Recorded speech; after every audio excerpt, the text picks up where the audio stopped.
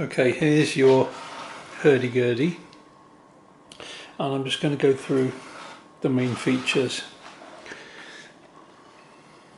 As you can see, the keys are 3D printed, but I've made them shiny using acetone vapor. This is the knob that controls where the buzz comes in other words, at what speed of cranking the buzz comes in. If you don't want to crank, you can press the button and it will just assume that the crank's going round slowly. If you just want to learn to play the notes with your left hand. The computer is under here. You can take this panel off, and you can even unplug the computer and send it to me for software upgrades. These are actual tiny buttons for shifting octaves and capo on off. So I'm going to put the camera in my tripod here and then go through the main features with you. There we go. So you've got a screen here, and you've also got MIDI sockets here. This one is a dummy, this one is the MIDI out, and I'll talk about that later. The crank is a simulation of a crank. It's actually like an electric motor in here, and as you crank it, it generates a voltage which the computer can detect, so it knows how fast it's going round basically. That's the most simple and reliable way to do it. So first of all, you can see that it looks like a normal hurdy-gurdy. However, the key box can be played on its own. I'll just go through how you do that. So you've got these two loops here. Pull back firmly but gently, sort of under control. See how it slides back? See how this plug has come undone now. So now you lift it up gently, and as you lift it up, just jiggle it back. Make sure this doesn't get stuck as it comes out. You can see this plug is unusual. It's got these two prongs here which line it up. So when you put it back in, you can see how the prongs have to go into these two holes to line up the contacts. So to put it back together, and you can see how this is held on, they're basically like these hooks here. So obviously you don't want to damage these or snap them off. So to put it back together, you would take this lead, making sure it goes through the hole, then line up the tips of the two prongs, then just gently get these slots in the base to go over these hooks. So line up the plug, move it from side to side a bit, don't ever force it. Once this is down on the deck flat, then you can push it and lock the plug. So just gently push it. You'll see how this has now gone all the way in. It's actually touching the wood here and the plug is connected up. So that's that. So how do you actually play this? Well, here's your lead.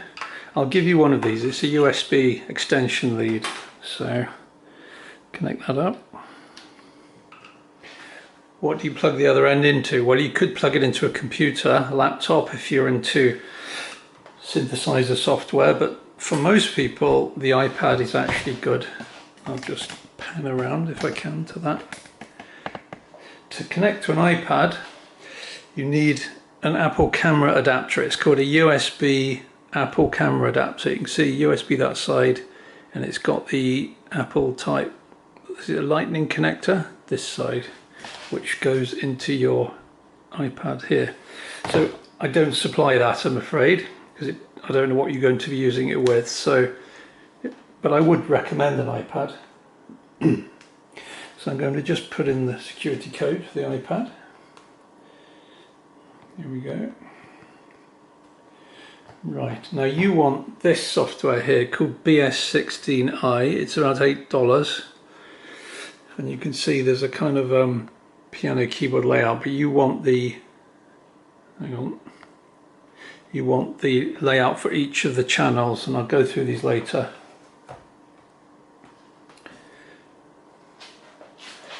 There's more on like this on Basil Lally's website, but just to go through it quickly. This green thing, that looks like a MIDI socket, so that's your MIDI. So it needs to know what is the input? What's coming into this? Is it a keyboard? Is it a piano keyboard? Now we've actually got DigiGer port 1. It's detected it with a tick, so that's good. So the next thing is you've got 6 channels. There's 8 shown. Just ignore the last 2. Turn the volume down. You've got 2 melody. You've got a high melody string, a low melody string. Trompet string is next, not the other way around. Then the drone. Now what's that? That's actually the buzz sound. You see, and each one has its own volume knob, so that's the buzz. This is the key click. Some people like the key click sound of hurdy-gurdies because it's part of the sound of the instrument. So I just got that on a moderate volume, and you can see how you can vary the volume of each. I'll come back to this in a minute.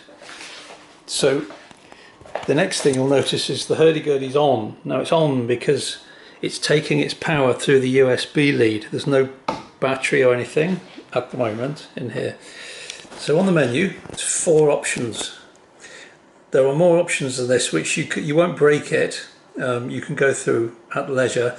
You'll notice number 2 is you can save a slot. That means you can set up your own tuning and save it. And then there's also other options. Let's just load a preset. That's for beginners. These are preset tunings. So number 1, how do we select number 1 off the menu?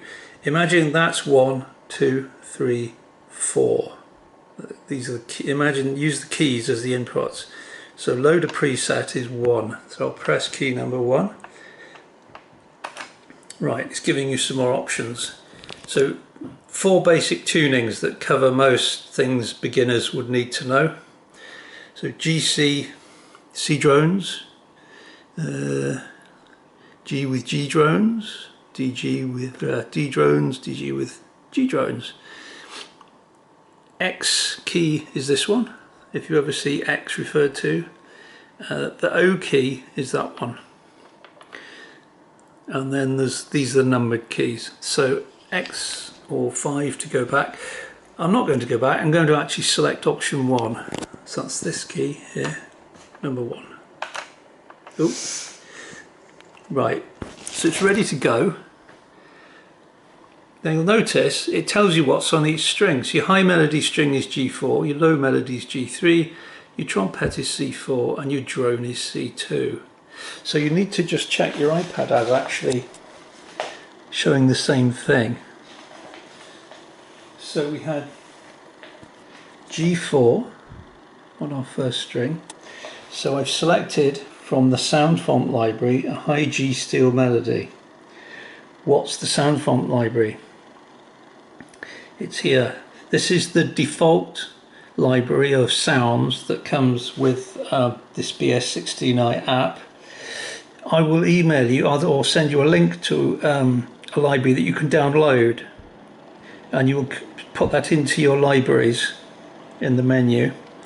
And we want that library. It's called Vienna Alto Mod 11 SF2.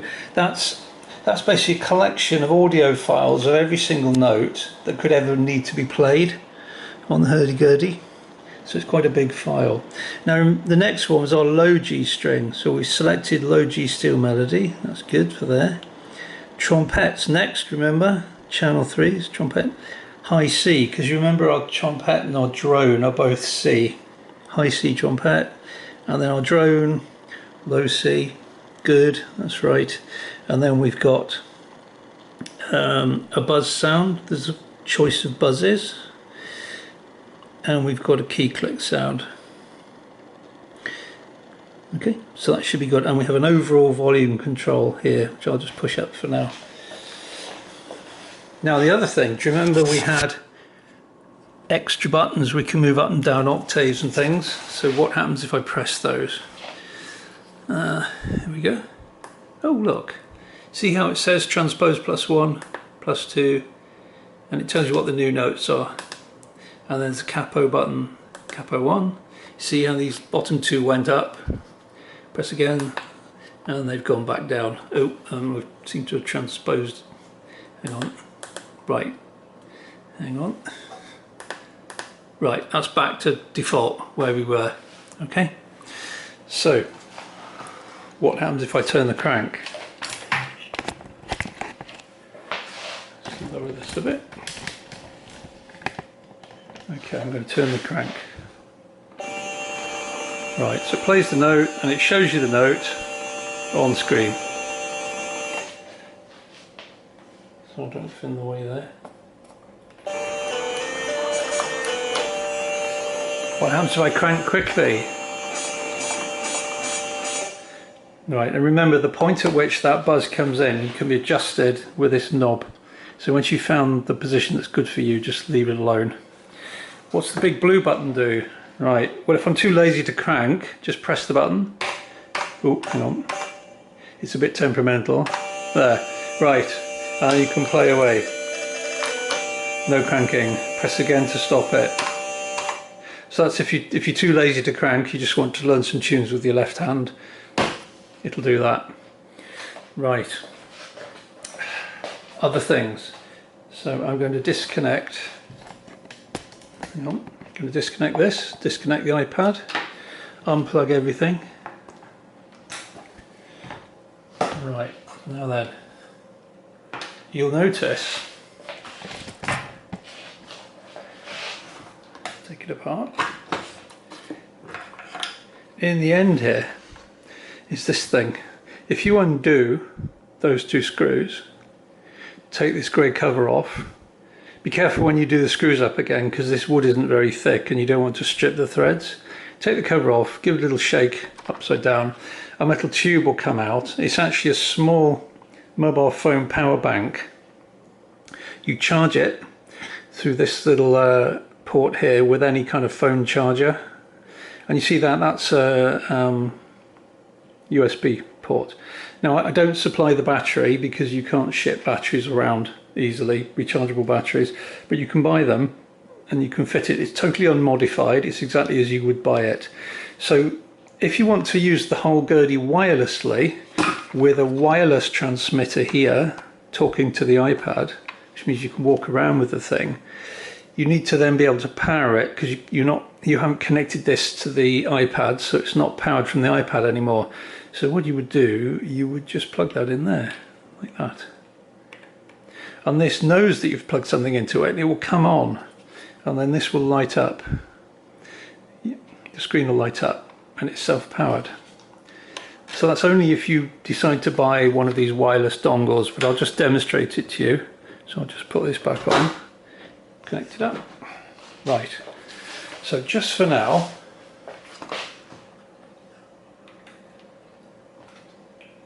I'm going to power the Gerdi from one of these bigger battery power banks for mobile phones. We'll just plug it in, and I'm going to show you this, which I'm afraid I don't supply.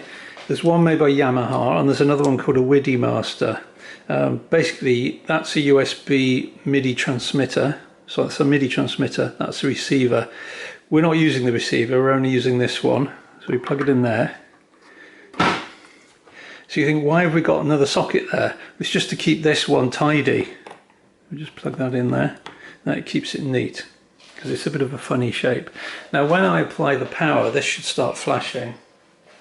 So we'll power it up. Right, Gerdi comes on and you see a bit of a red glow there. Now that's trying to pair with something. So if I turn on my iPad again,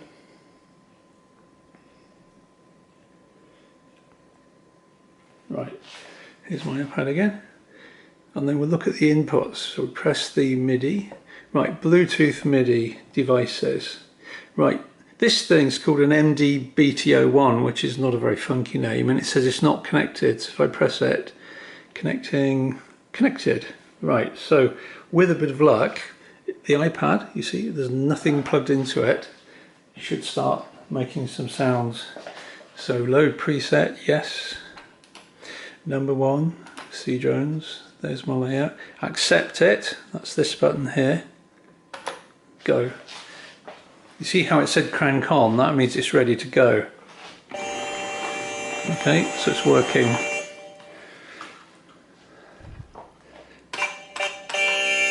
You want to see? So it's working wirelessly now. Whoops, there we go. So I'm just showing you the various options. The easiest is to just plug it with a USB lead into the iPad.